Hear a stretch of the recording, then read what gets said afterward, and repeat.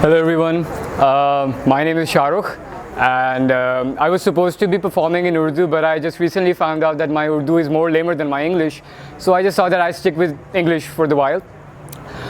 So I'm supposed to make you laugh for the next 10 minutes or so. If you laugh, thank you, but if you don't, well then, you know what I mean. Anyways, I've been traveling a lot recently in the past few years. There was this one time I went to South Africa. And African names are real hard, okay?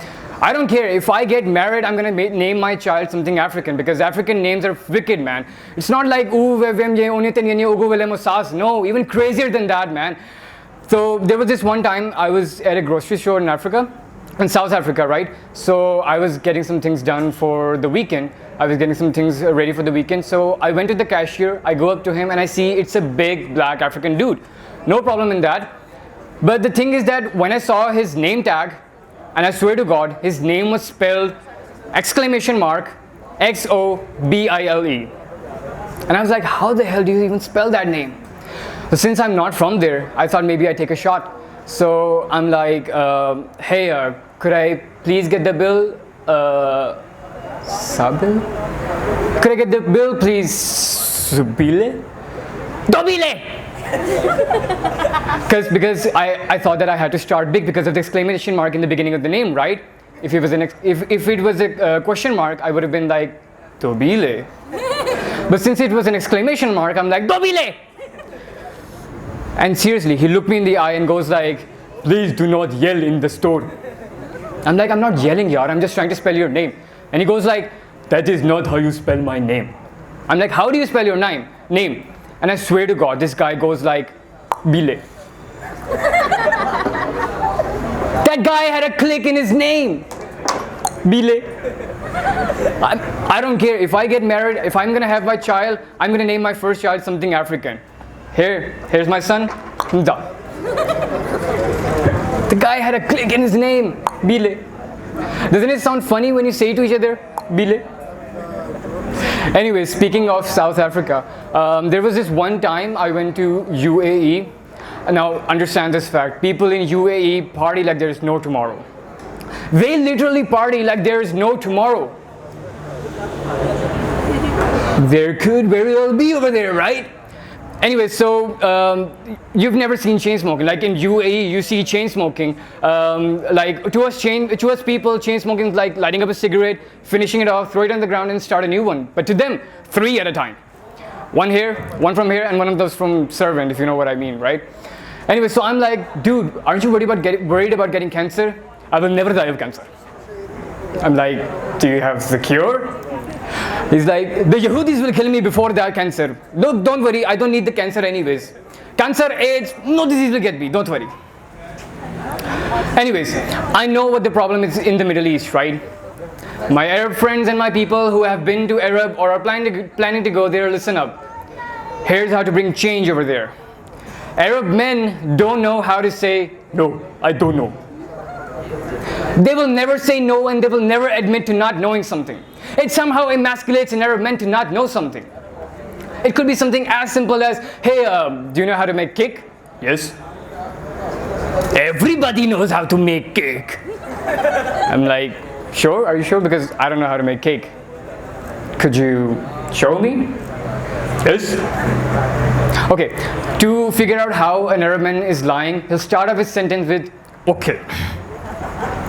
That's the freaking tip off. That's how you know when an Arab man is lying. He'll start off his sentence with, okay. So I asked him, are you sure? Because I don't know how to make cake. Could you show me how to make cake? He's like, okay. First, you get cake. Then you make it for 20 minutes. Then you have cake. I'm like, are you sure? Because I don't know, that is the only way to make cake. They have been making cakes like this since the beginning of time. I'm like, okay, no need to be crazy, I'm just asking. Anyways, so there was this one time, I was in Dubai. I went to Dubai, there was this store, the American departmental store. The Bloomingdale's, the American departmental store. So I go over there, I go to the Bloomingdale's, I am looking for a way out, I am looking for an escalator. I see a security guy over there, and I walk up to him and I ask, "Hey man, do you know where an escalator is?" He goes like, "Yes." "Could you tell me where it is?" "Yes, of course." "Freaking tell me then, right?" And he goes like, "Okay. Go straight, then left, then right." I have no reason to doubt this guy. Go straight, then left, then right. I go straight, then left, then right into a wall. I see another guy working in that part of the store. I'm like, "Hey man, is there an escalator over here?" And he goes like, "Do you see one?" I'm like, "I don't see one, that's why I'm asking you." "You think maybe they put up a wall in front of it?" I'm like, "I don't know what they put in front of it, and I don't know what they think, that's why I'm asking you." "Why would you think there is a wall on this escalator?" I'm like, "Because some guy just told me that there was an escalator in this part of the store." And he goes like, "Maybe he lied." Who the hell lies about an escalator? Apparently that guy. I'm like, "Okay, is there an escalator in the store?" He says, "I work here." "Sorry, that guy." "Can you tell me where the escalator is in the store?" "Yes, otherwise how you go up and down?" I'm like, "Okay, could you tell me where the escalator is?" "Yes, of course." "Tell me then, right?" And he goes like, "Okay, you have to go back. Then you have to go straight, then left, then right." I'm like, no. Those are the exact same directions I ended up here. I'm not following that. He goes like, "Well, that's where it is." I'm like, "Okay, thank you." I go back. I walk the guy that gave me the bullshit directions. And now I'm hoping that as a man, this guy is gonna continue the joke for me. So I'm like, when I go up to him and I ask, "Hey man, there was no escalator there," I'm hoping this guy will be like, "What? But it was there just 1 hour ago. They moved it?" But nothing. I go there and he's like, I'm like, "Hey man, there was an escalator over there." He's like, that's the problem in the Middle East. That's how you start change over there. Arab men need to learn how to say, "No, I don't know." Do you realize how much shit could have been avoided? The Iraq war would have never had happened. They knew they didn't have weapons of mass destruction, but when the US asked him, "Do you have weapons of mass destruction?" "Yes."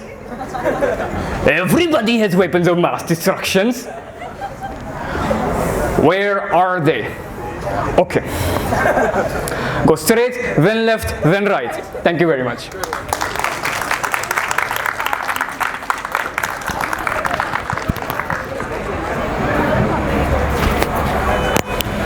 Thank you.